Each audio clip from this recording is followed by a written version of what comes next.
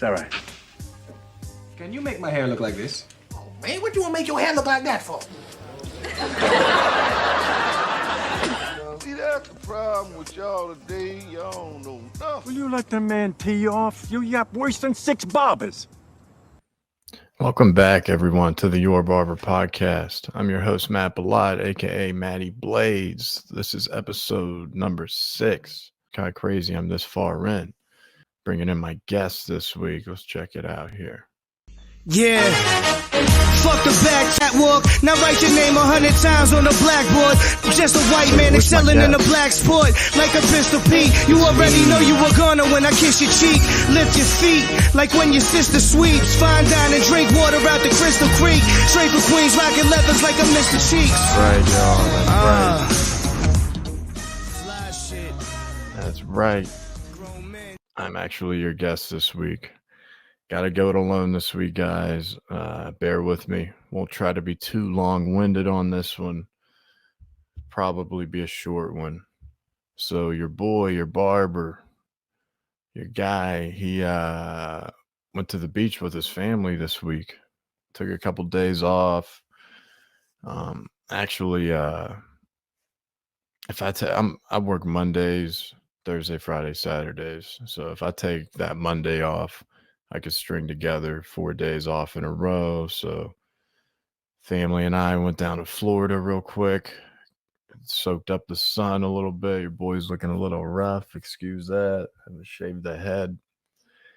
At this time, it kind of set the whole podcast schedule back. So couldn't gather together a guest or figure out what to do. So I figured tell my barber story real quick. Not going to try to be too loud. Speaking of the family, they're sleeping in the other room, recording this pretty early on a Sunday morning. And then I got to spin around real quick and release it at noon today. So hopefully I can edit together this thing real quick and get the thing out. So yeah, bear with me. There's no buffer time for me to produce while my guest is talking. I got to talk and produce at the same time. So wanted to hop in real quick to one of our normal regular segments, just an observation, right? Just an observation. So clients can really put the barber in a difficult position when they fall asleep. Here I come. They fall asleep during the haircut, right? Now, a couple things can happen during this procedure. You kind of catch your client nodding, and you're like, okay, you're cutting. It's like when you're doing like detailed work, you're kind of gonna catch that client jerking sometimes. They'll jerk themselves awake. And you got to be very careful. What I typically do in this scenario, I just grab my client's head, grab his head, just like a kid. Sorry, I'm like burping all over the place right now. Grab the client's head, just make sure they're not going to jerk around when they're kind of nodding off sleeping. Whether they had a long flight, they're jet lagged, they're on drugs, they're just light on sleep. Whatever it may be, that client can put the barber in a difficult situation when they're passing out on you. So sometimes I get in my head about it. I kind of almost take that as, oh my God, am I boring this guy? Is he passing out because I'm not bringing enough to the table here conversation wise, or he's just passing out, or he doesn't give a shit. So sometimes it's disrespectful to the barber when the client's just passing out on you. And it's like, man, well, the nerve of this guy, right? So that's my observation. Just clients falling asleep on you in the barbershop. It's always kind of a funny thing. Usually when they come to, they're like, guy fell asleep there for a little bit. I'm like, yeah, I noticed. I'm hyper aware of these things. That's kind of part of the barber's job, to read the situation, reading the room, reading your client's, conditions.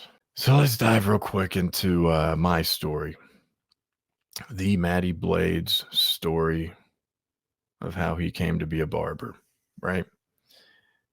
Now, the story starts in 1990 when I was born. No, we're not doing that. So, usually everyone kind of brings up the first time they, touched a pair of clippers or kind of got into the whole, barbering or haircutting realm. So, I was always a kid. I never really was into getting my hair cut. There was no outside force that was driving me to being in a barbershop or a salon or, I hated getting my hair cut as a kid, to be honest. I, when my mom would bring me or whatever, it was kind of picture time, whatever it may have been, where it was like, okay, Matthew, go get, we need to get your haircut. And I'm like, no, I don't want a haircut. But, yeah, I would end up like just getting a trim and it would just look horrific. I had a lot of bangs growing up in the 90s. I mentioned before, I rocked the Bieber in the high school where you're just kind of tossing over your hair to the left. That was kind of just the look. It's kind of crazy throughout time what kind of hairstyles you pick. I don't know who's to thank really for me getting into it. Sometimes I was kind of thinking about this. It was like, who was to thank? I was a big fan of hip hop and everything growing up. So I kind of would you're watching music videos and stuff and you're kind of peeping the chin straps. I was always into the thin chin strap there. I would kind of see, in hip hop like the Lloyd Banks thin chin strap. You know what I mean? There's the Joe Budden there is a nice one. So probably around like, somewhere in that 04 to 06 range, I could grow a little bit of facial hair on my face. So I never really had clippers I would mess around with during that time period.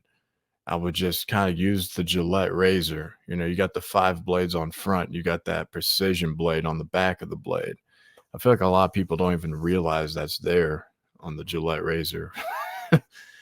So I would take that, just would turn it around and I would go against the grain and kind of like, oh man, I'm surprised I'm able to even grow facial hair today with all of just cutting the shit out of my face with that razor. So, a lot of looks that would be yielded from that was this guy right here. Oh my goodness. Talking about FattyBladezzz here, not FattyBladezzz. So yeah, I kind of transformed my look during before, throughout high school. You can kind of see my hair up top. It's a little longer for sure. Throughout the years, what kind of transition. Here is your guy. Here's my high school prom. This is my senior prom. You can kind of see as I move around, kind of check out the killer Camry in the back, the 04 Camry. I had to pull a lot of these pictures from Facebook, old pictures from Facebook. But look at your boy in the orange and white, thinking he was a stud. I got the little squint going, a little sexy look. Rocking definitely the lower haircut there. I transitioned. I think I actually went to a barber. It was probably like $10 for a haircut. So yeah, it's rocking the lower. That's probably like a 4 or 5 on top if I were to guess. That was FattyBladezzz senior prom there. This was probably my junior year in high school. And then moving beyond high school, you can see I cut a little weight. Cut a little weight after high school. This was more of like, used to call it the hockey stick. Kind of thin in the sideburn area, kind of widens off in that jawline, beard area. So that was when I kind of started really dabbling into, just on myself, my beard and facial hair. But yeah, I think it's got to stem from just hip hop, being a fan of hip hop, seeing the music videos and like just the tight lineups and everything. And, that was more popular in like Black culture. And really not growing up around Black culture, I I really never got a lot of practice in, you know, cutting black hair. It was very seldom. I think I actually did cut one of my black friends one time. That was probably 2012 or something. So I graduated high school in 2009. And just like a lot of barbers growing up, you would just cut your friends. You would take the Con Airs, whatever was, you know, in their repertoire at their parents' house or whatever, and you would run one number all the way around and yeah, just pray for the best. I remember ordering Andis T outliners, probably somewhere in this time period, because that was probably 2010, 11, somewhere around that time period. I would order clippers off of eBay, and I ordered the Andis T outliner trimmers, and I'm like, holy shit, dude, this is the hip hop videos. This is what they use. Oh my God, I discovered a clipper that works nicely. Like, so I remember lining up my hairline, you know, I would tap the corner. Believe it or not, I actually had hair here at one point, but I remember just lining up those corners and pressing so hard to where I would scratch myself, and then I would have just like a line scab here and there. Yeah, I would have a scab lineup basically. Kind of grew up in an Italian American community, had a lot of friends, you know, Italian American friends with great hairlines.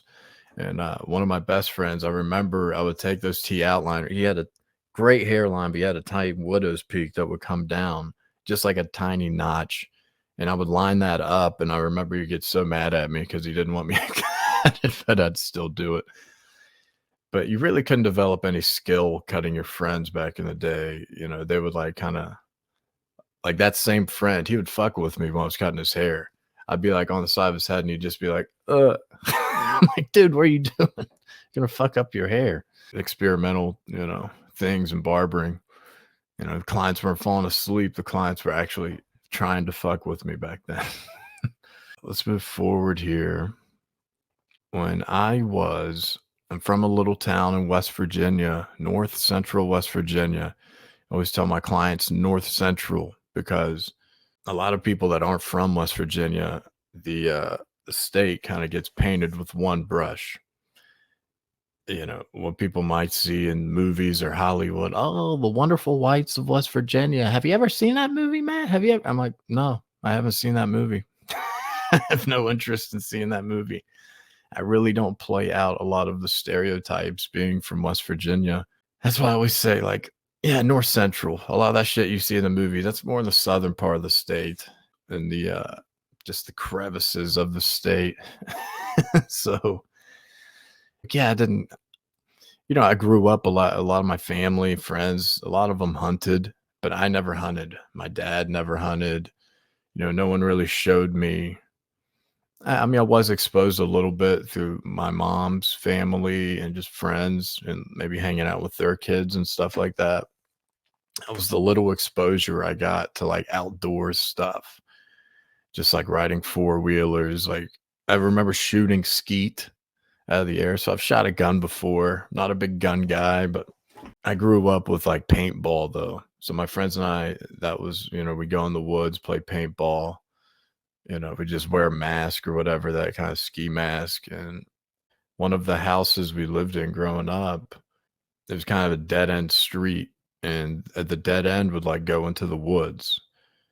So I remember just kind of exploring, you know, around and everything, just shooting trees with my paintball gun. That was kind of the most outdoors I really got. You know, we'd fish. My dad would take me fishing occasionally, but yeah.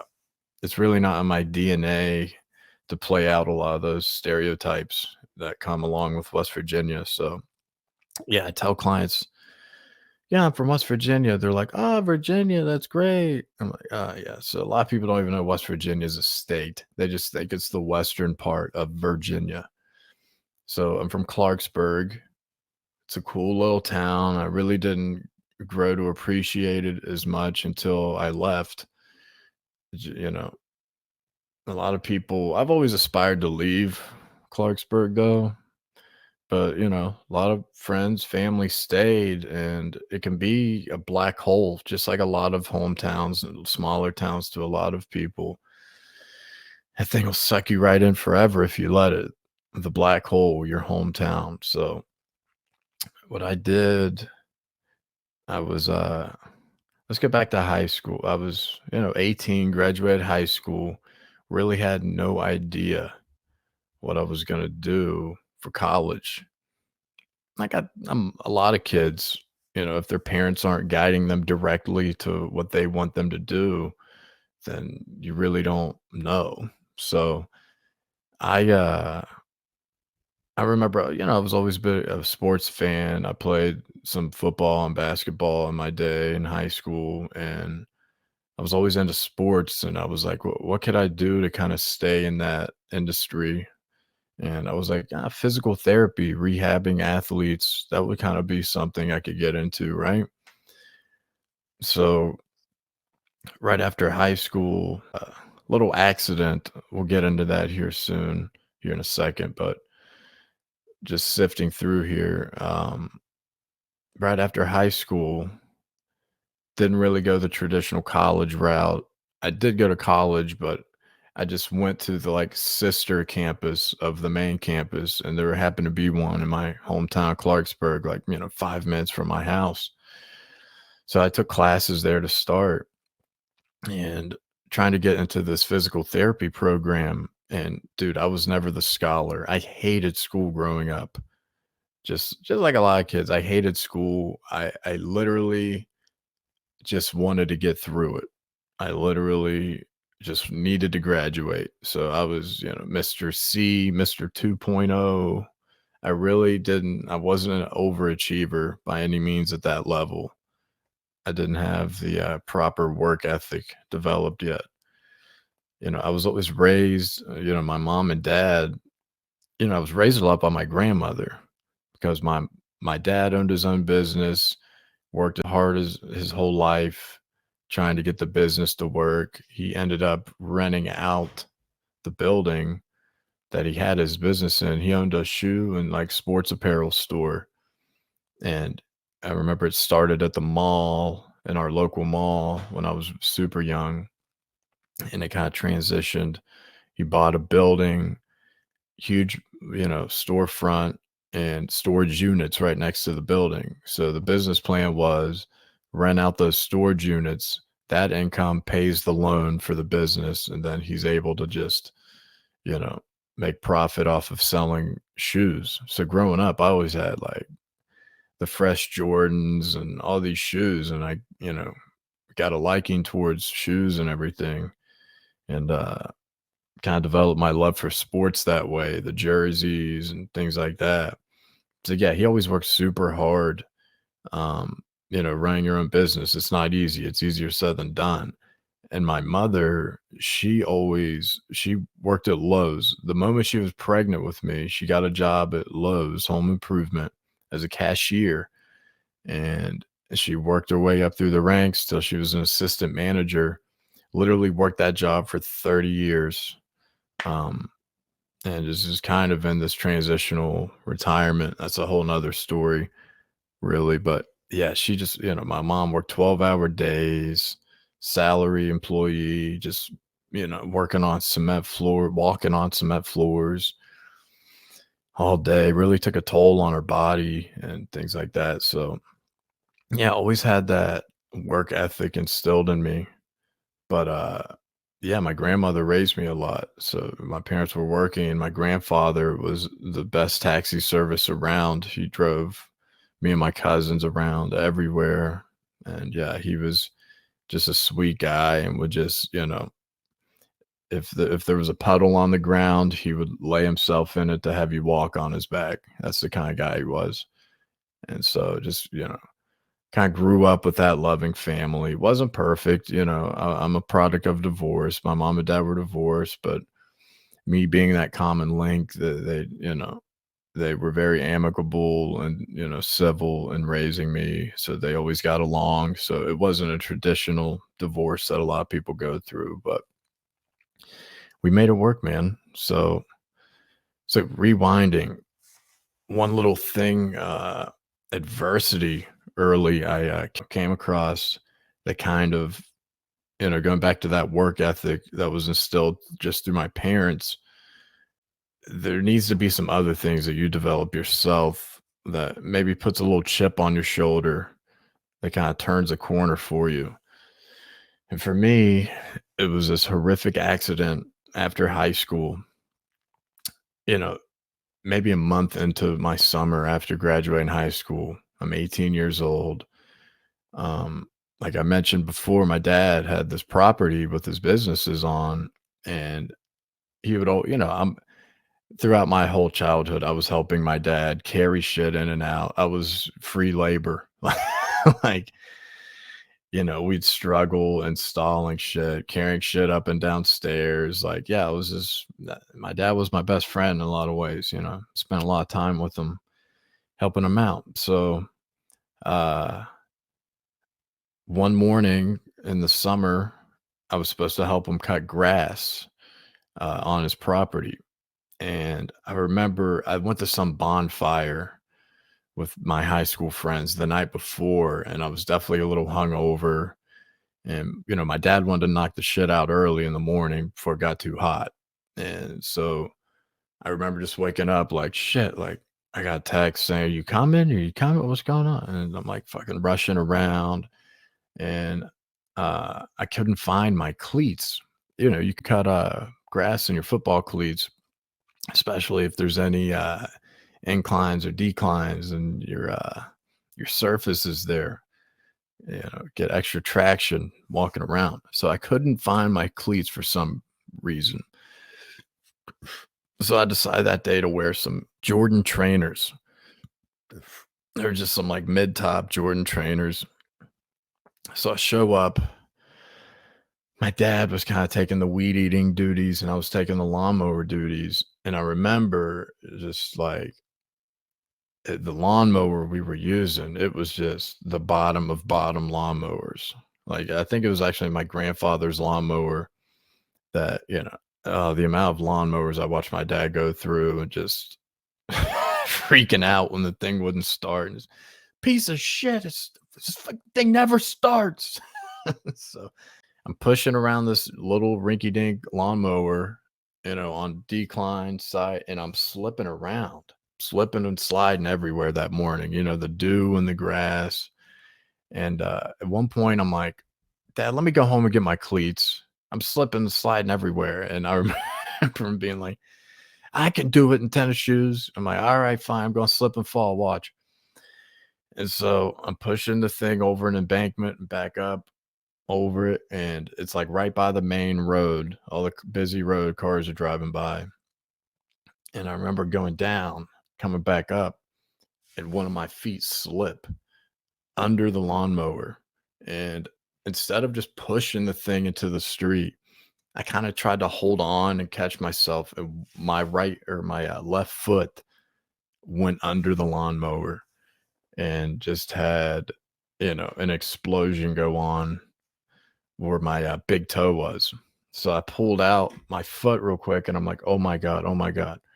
And cut my toe off essentially with the lawnmower, my big left toe, almost my next toe over to my big toe. And my shoe was just a mess. It looked like a firecracker went off in my shoe. And I remember my dad kind of just like looking over and like, oh my God, like he's running around crazy. I'm just like, like freaking out. And I'll tell that full story another time without being too long-winded. But yeah, we got pulled over by the Barney Fife Township cop on the way, and 2 minutes away from the hospital. Guy's like pulling a gun on us because my dad's running out of the car, freaking out, saying, my son's bleeding to death. And, I'm screaming at him, like, are you fucking, look at my fucking all right, just get the hell out of here. After like 5 minutes of arguing with him. So, so my whole summer after my high school graduation is supposed to be a really fun summer for most people. I was sitting on my ass in my bedroom, getting recovered from this toe. Just give you guys a quick picture of this toe. This is after surgery, right? This is post surgery. I'm not going to put this thing up for long. I'm not going to try to get flagged for any goriness. So viewer discretion is advised.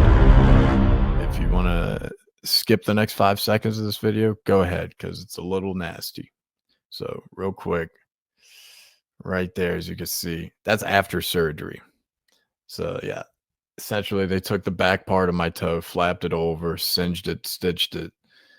Yeah, there wasn't a lot to work with there. And my doctor, my podiatrist or whatever, foot and ankle doctor, he worked some magic. And I knew the guy actually prior to that, because being an athlete in high school and everything, I'd get like ingrown toenails and stuff. And oh my God, one of the most painful things to go through as an athlete.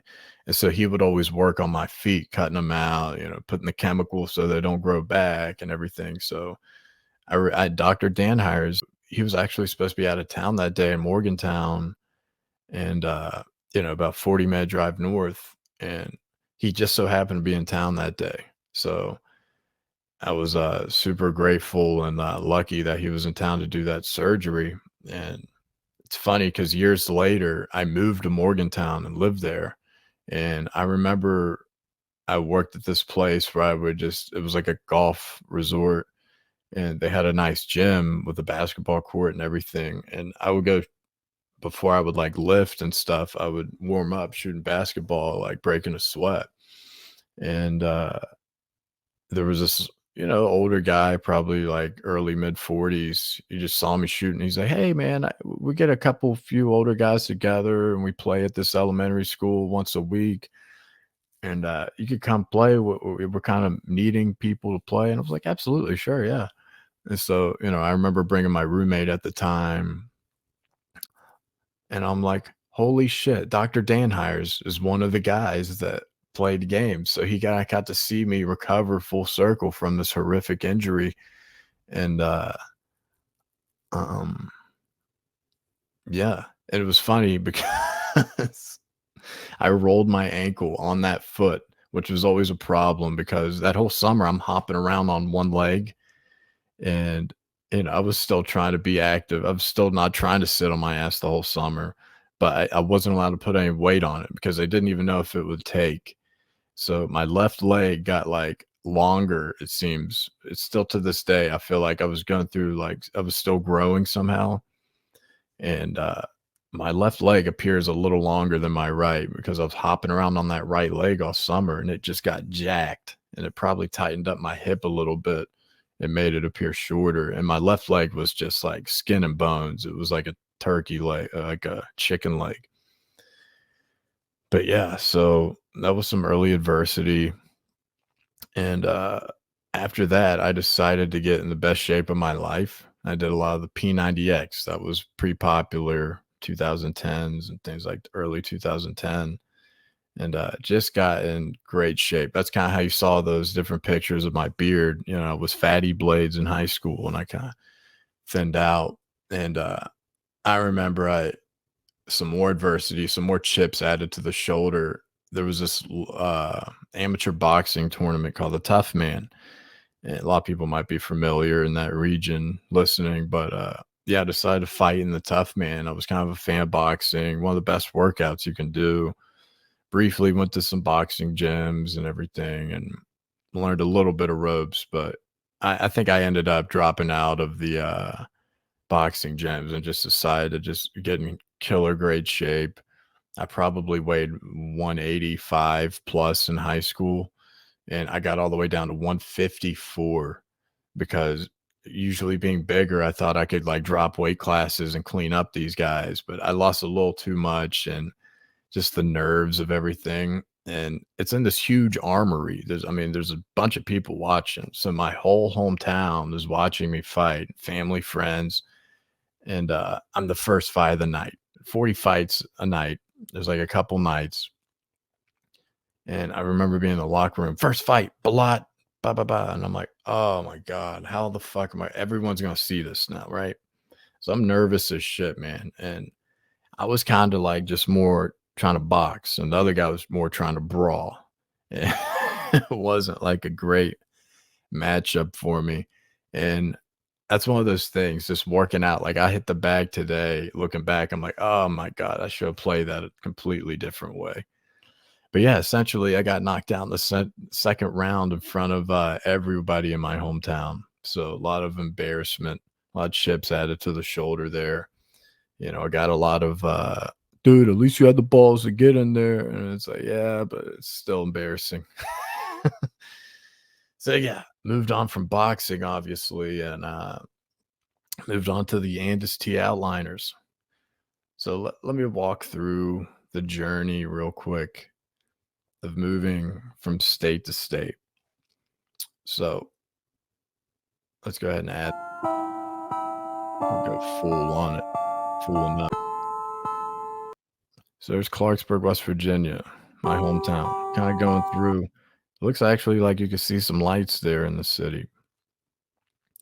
Let me pull me up. Yeah, you can see some lights there in the city. And then the lights turn on. There's my hometown. That's my hometown. Want to mute this a little bit because it'll probably get pulled for copyright. So yeah, Tempe, Arizona was next. I actually moved out of my hometown, out of my mom's house when I was 23 years old, just up to Morgantown, the college town.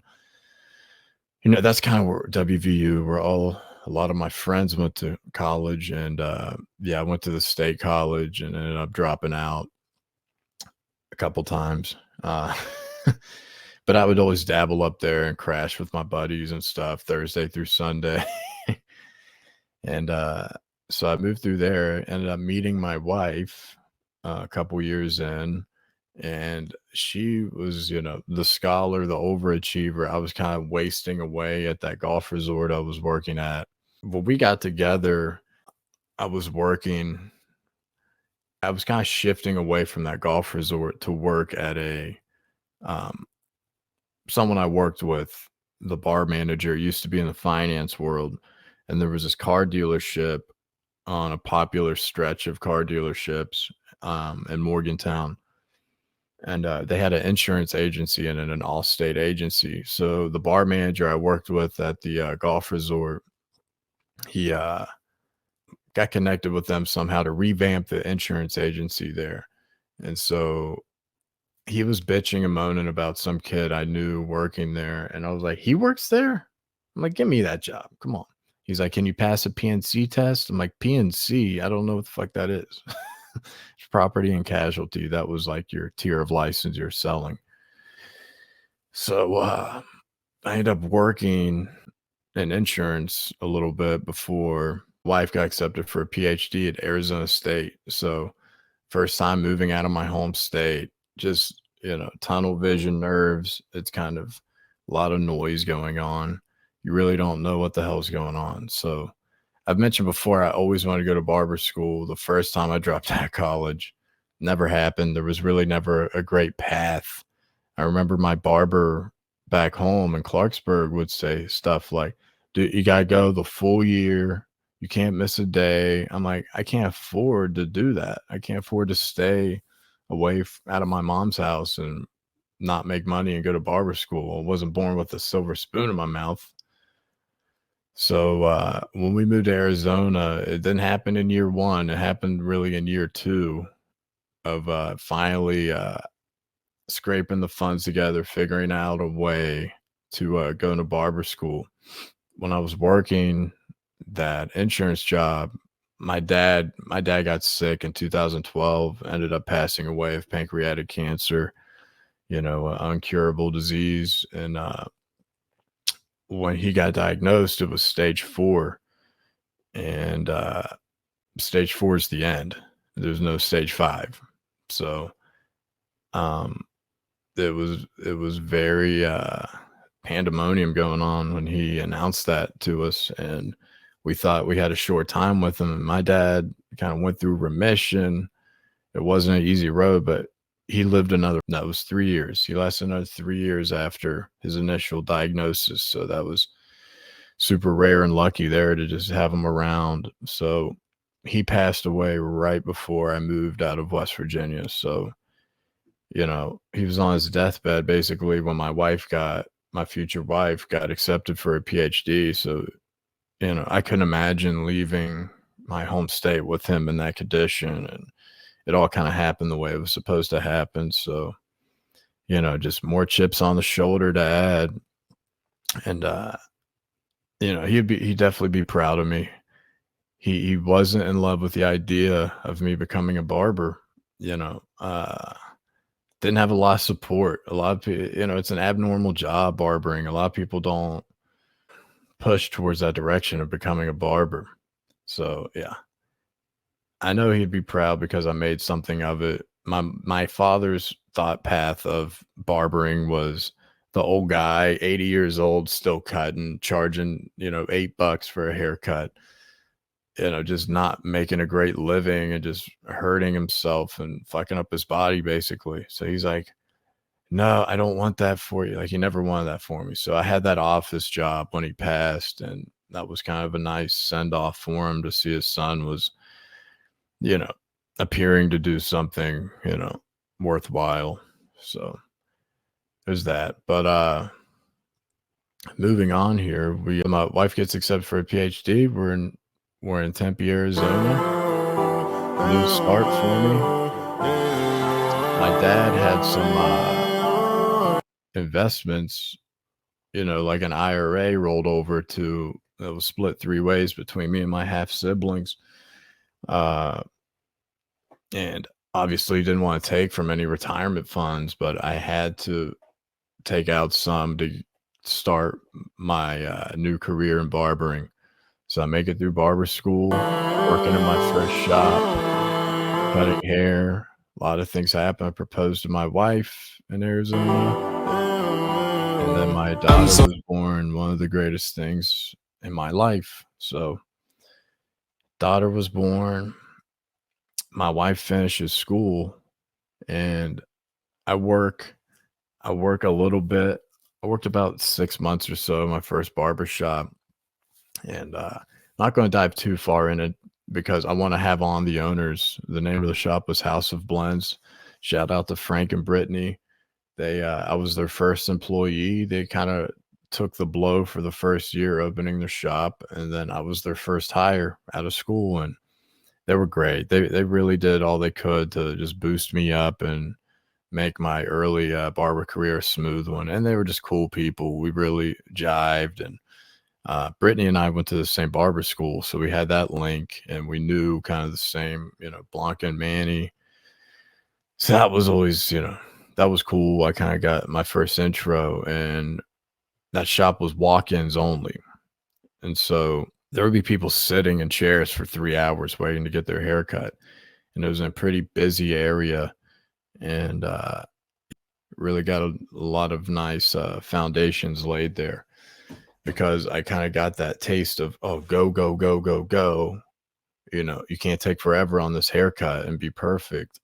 Really glad that was my beginning, because it really just made things less intense, because, you know, you're starting out at a new shop. I mean, you're kind of going back to the basics in a way, because you don't even remember. Sometimes you're like getting in your head. You're like, oh my God, do I even know how to cut hair anymore? So it's good to get a lot of that walk-in stuff out. And yeah, in about 6 months, my wife got, you know, graduated, was done with school, and really not a great my wife's in education. She's a Spanish professor, and really not a lot of great opportunities in Arizona in education.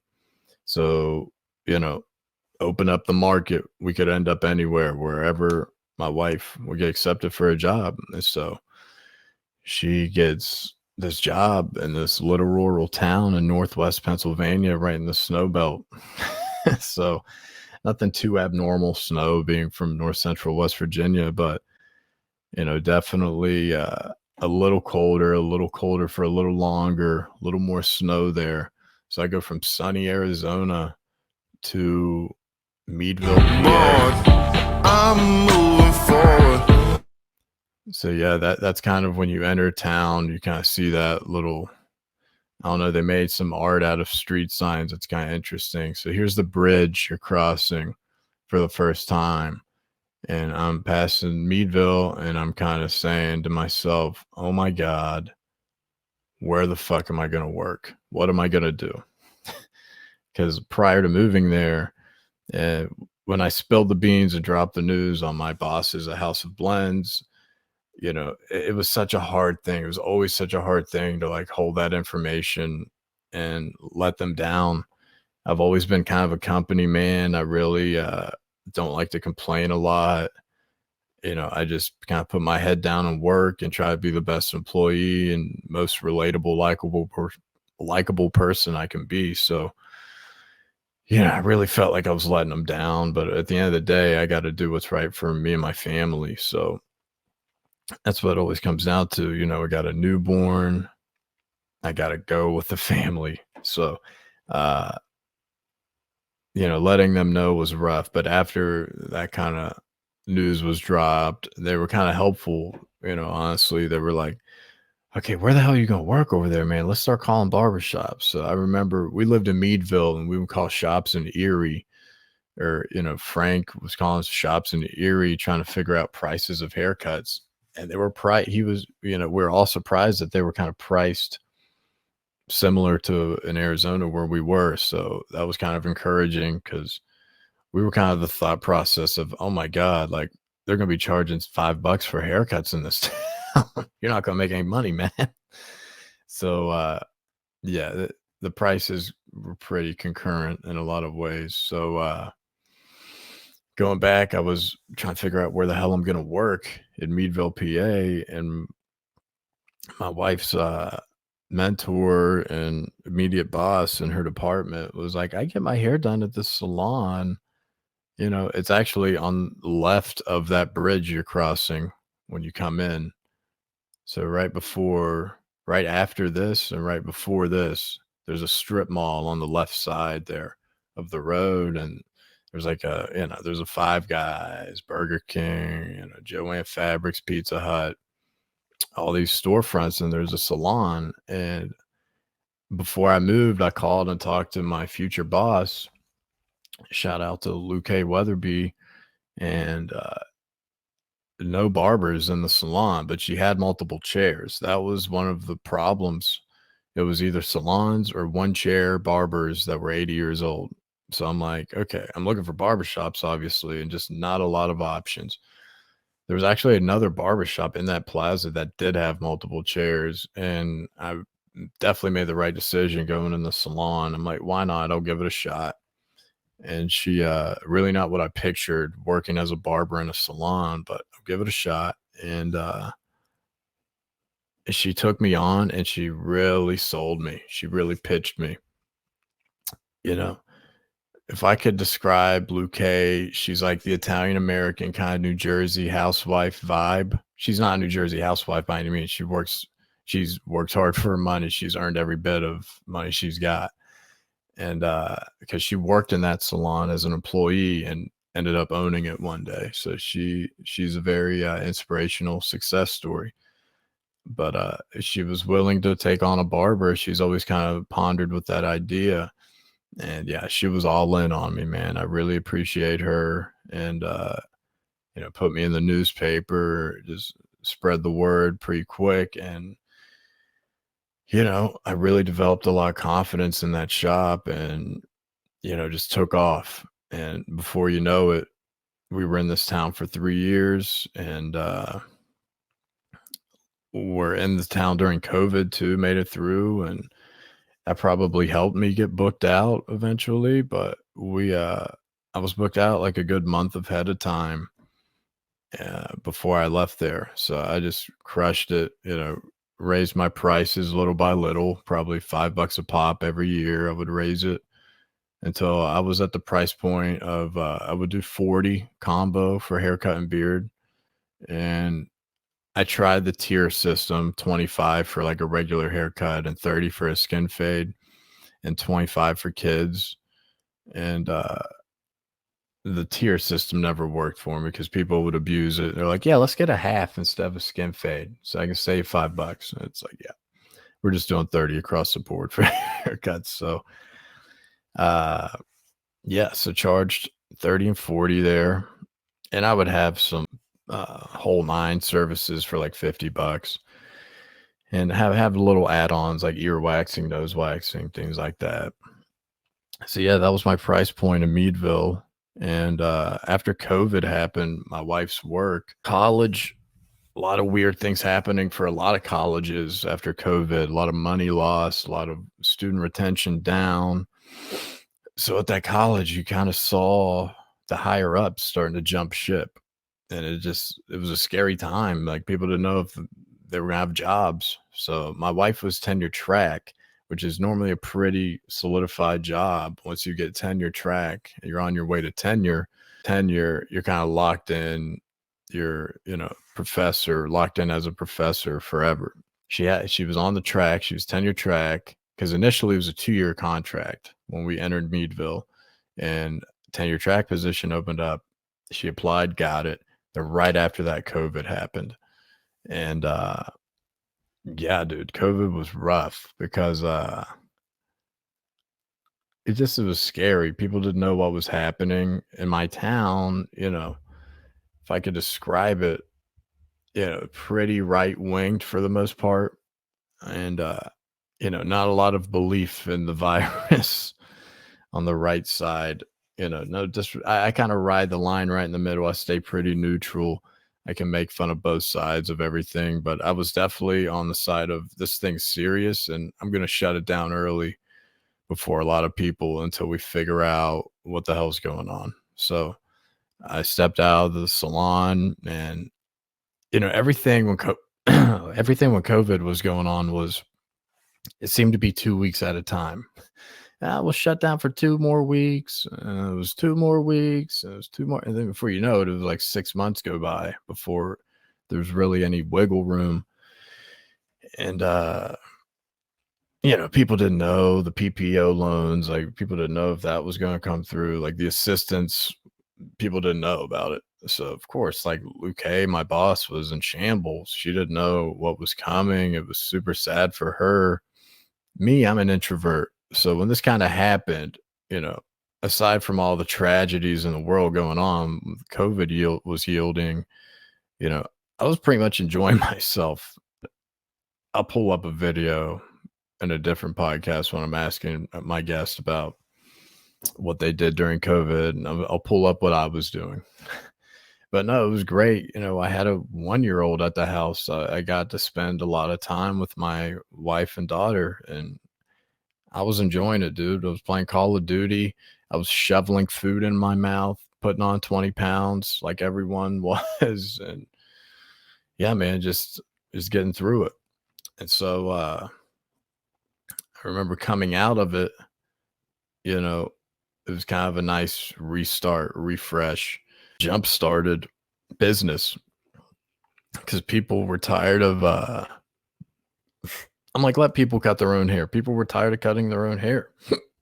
So business was booming coming back. People were dying for a haircut from a professional. So that wasn't too bad, honestly, with my experience going through COVID. So we move on. So like I said, college is in shambles. There's shades and shapes. There's a lot of haircuts. All of a sudden, wife gets accepted for a job in Atlanta, Georgia. So I got to break up with all of my clients in Meadville. And that was very tough. I felt like I was a professional breaker upper at one point. Just a lot of hugs, a lot of letting people down. And, at the end of the day, it's about the family. You know what I mean? It's about me and the family and what we got to do to keep pushing forward and keep progressing and getting better. So yeah, man, relocating, you kind of have to play it like I said before, like a video game. Not to say I beat the video game. I mentioned that before, but I got to the upper levels of the video game and developed all of the skills and special powers. And when you relocate to another city, it's kind of just like getting knocked back to level one. And it's like, all right, I've been here before. I know kind of what to expect, but I get to keep my powers. I've built up my character to have some powers, and I know I can get out of this again. I know I can get back up to that upper level. So I'm doing pretty well right now in my barbershop in Atlanta. And wife gets a job at Georgia State. Here's the beautiful city of Atlanta. And there is my barbershop, the Anguish Barber. And that was rough, because we bought a house and there was so much limbo with my license. Every barber board out there kind of drags their feet in responding, or just, after COVID, everywhere was decimated for workers. They probably got 3 people in the building trying to handle everything. And, it's hard to talk to a real person. And so there was this limbo with my license because Arizona has reciprocity with Georgia. But when I was in PA, they didn't have reciprocity with AZ. So I had to, through COVID, there was all these extensions, but I was working on a temporary license. And it wasn't until like the last spring I was there, basically, I got my actual PA barber license. I had to take this like expedited test that was 30 questions that was just on state law. And yeah, I remember I was like studying for skin diseases again, because once again, they don't tell you what the fuck you're taking the exam on. So I'm just going back to square one on prepping for 150 question test. 30 questions, PA law, how many straight razors do you need at your station? Like shit like that. So I actually failed it by one question because, little room for error. And, walking in blind, like, holy shit, it's only 30 questions. What's this test on? So, the following week I went back, aced it. So once I knew what the hell I was getting into, so I got that license. So going back to Georgia, I can't get to work for a whole month because my application process was in a limbo because there was a mistake made. And they told me everything was correct because I'm talking to people rolling around in their living room with kids with headsets on instead of people at the actual board. And I'm like, is everything correct? They're like, yeah, you did it, right? It's correct, right? I'm like, I'm asking you, is it correct? Do you see it in there? Do you see what I've uploaded document wise? Yeah, you did it, right? Yeah, it's right. And it wasn't.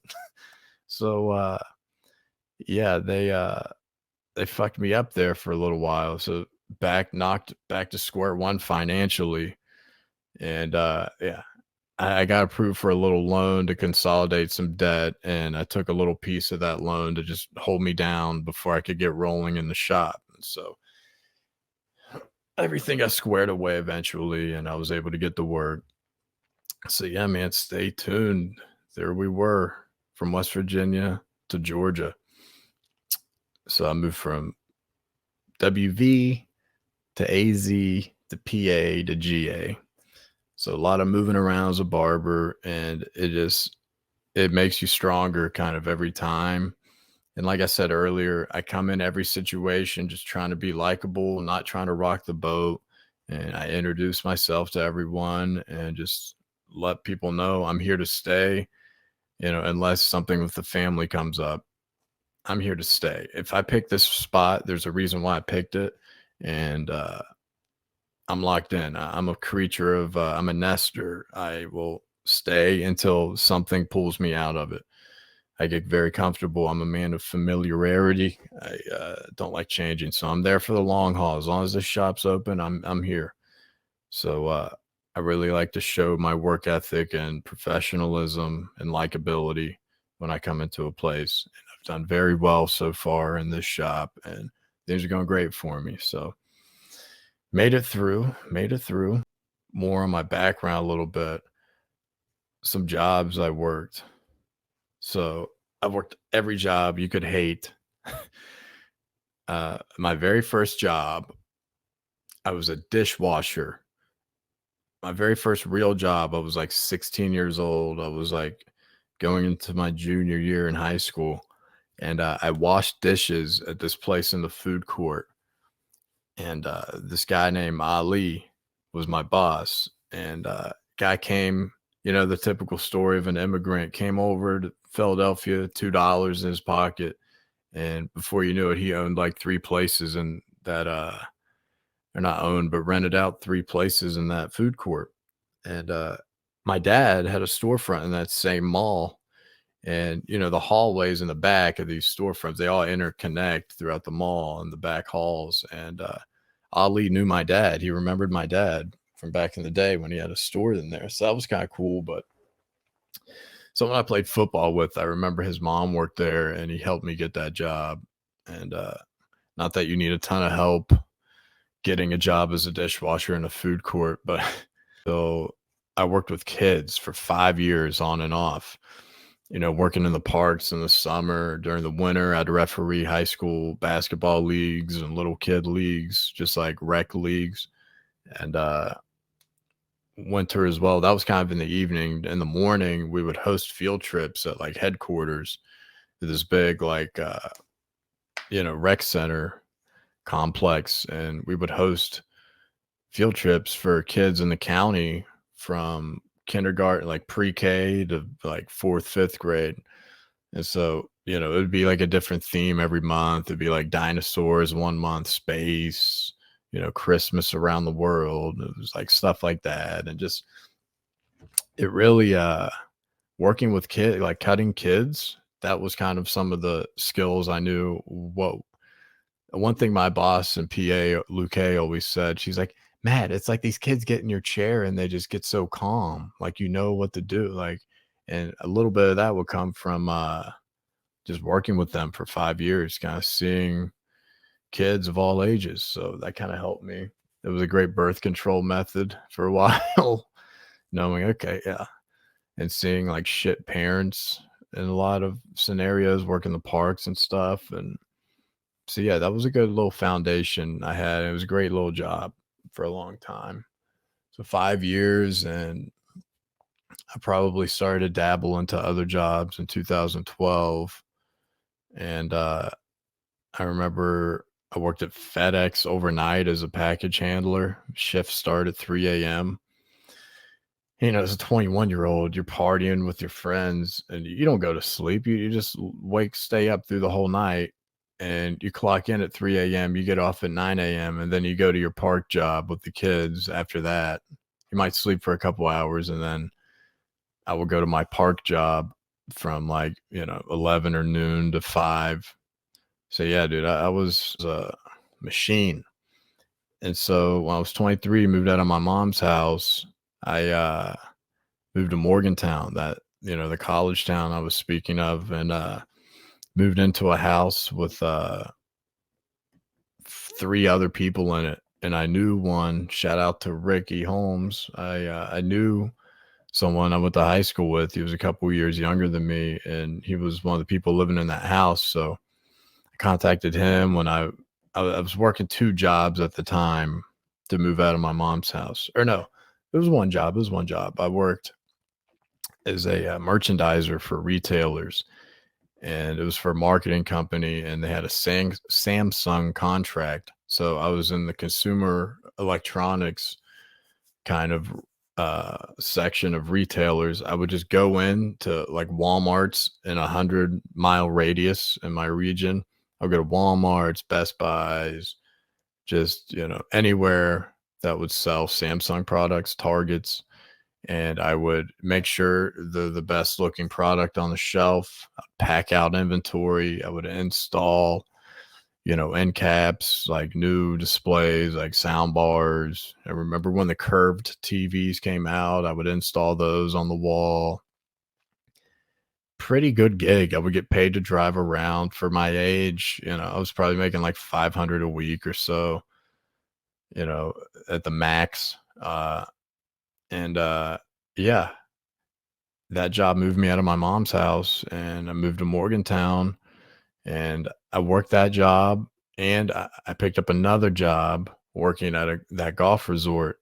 And start off, I would work weekends, and eventually people took advantage of the system because there was no boss clocking in. You made your own schedule at the merchandising job. You'd make your own schedule. We just had deadlines. You'd have to hit all these stores before the deadlines. And basically, people were taking advantage, saying they went to the stores and they weren't going and they were getting paid. So eventually, the whole thing collapsed and everyone got laid off. And my weekend job at the golf resort as a server, for banquets and weddings and things like that and golf outings, that was a nice little supplemental income on the side, getting tips and everything. That became my full-time job. I was kind of forced into doing that. Now, I didn't have to work that job, but like I was a man of familiarity and settling back then. Today, I look at people I've mentioned before, like if you hate your job, quit. And I didn't exactly hate that job. It was so fun in a way because there was a lot of downtime, worked long hours, but there was a lot of downtime. And the wait staff was like, the banquet staff was like 20 plus people. So you met so many people in that network. Dated a lot of girls through that network. I met so many people. We'd work all together and then we'd go party after together and then do it all over again. So just wasting away in that lifestyle before I met my wonderful wife. And she kind of pushed me to a new level of moving out of my home state. And I got to thank my wife for that because she was supportive in my dreams and, was helpful in being a force to progress me in my life and my job, my passion. And when I moved to Arizona, I actually worked for that marketing company again, but it was in the grocery sector. So instead of checking on cool Samsung products, I was checking on diapers, tampons, Depends, just stupid shit like that in the grocery sector. Some, Nature Valley bars, and knowing what I knew of people taking advantage of the old job I had in Morgantown, I definitely took advantage. I was forging signatures. I was just cutting every corner possible because, this wasn't my end all be all. I wanted to go to barber school. So I didn't give a shit about that job, dude. I took advantage and just took the paycheck. So, I actually still had that job when I ended up starting barber school. And, like I said, just cutting every corner until there was a full audit on all the signatures I forged. And they need people to like walk and chew gum to work that job anyway. So, I mean, there's people like shit hammered I would have to work with sometimes on like group, assignments. And so, yeah, they basically just took my work away until I had like one or two assignments and that was making me no money. So I quit that job and just drove for Lyft while I was in barber school and just grinded away until I found an Amazon job in a warehouse, just like FedEx, but it was so much easier. And that job held me down when my wife was pregnant and, met some funny, cool people in that job. And yeah, man, ended up finishing barber school, getting in the shop of House of Blends, and taking off. But, it's crazy. I heard someone talk about, a little bit of, Matt, how'd you do that? How'd you go with no plan, really, no job to another state? Like, of course, I relied on my wife to help a lot because she was the driving force and had the gig or the job, the 16 grand she was making on her graduate student stipend. But, yeah, dude, I just tried. How'd you do that? I tried. I heard someone say that recently. It just drove, hit home with me. I was like, damn, that's real. Just try, guys. Barber. I mean, people, someone aspiring to be a barber, just try it. You'll never know what will happen. Just give it a shot. And that's what I did. And I'm so happy I took that leap to become a barber, man. So it's kind of a little bit of my story, some topics as a barber. Taking time off. I hate taking time off as a barber. A lot of barbers do hate taking time off because we're so afraid to lose clientele. We're so afraid to that they're going to leave us. Like, oh my God, I couldn't cut someone's hair for a week. They're going to leave me. And it's like, no, just make them understand. Hey man, I'm going to take some time off, spend it with the family, you know, so you need that. I'm, you know, my wife's usually the one that says, hey, we need to go somewhere. Let's go somewhere. And I'm always like, oh God, all right. And then I'm so glad I you know, I'm so glad I end up taking the time off. Where I work now, we get 10 personal days a year to take off. And it's not a shit ton of time, but you know, a lot of, you know, family or emergencies, you know, things like that, they don't go against your time you take off, but we get that time. But I'm still so like apprehensive to ask. I'm like, it's good to take time off. It's good to reset, because when you come back, you're even more grateful for being a barber. You come back with a new energy. You come back, I always go back to Carlito's way. You come back, you're like rehabilitated, reinvigorated, reassimilated, and about to be relocated. No, but yeah, that always gives you an extra little push of juice when you come back. You're like, okay, I'm fresh, man. I got a little tan, I got a little sun, I got some relaxation, laying on the beach. So yeah, that's literally what I just did this week. I got a little 4-day off. Perfect time for me.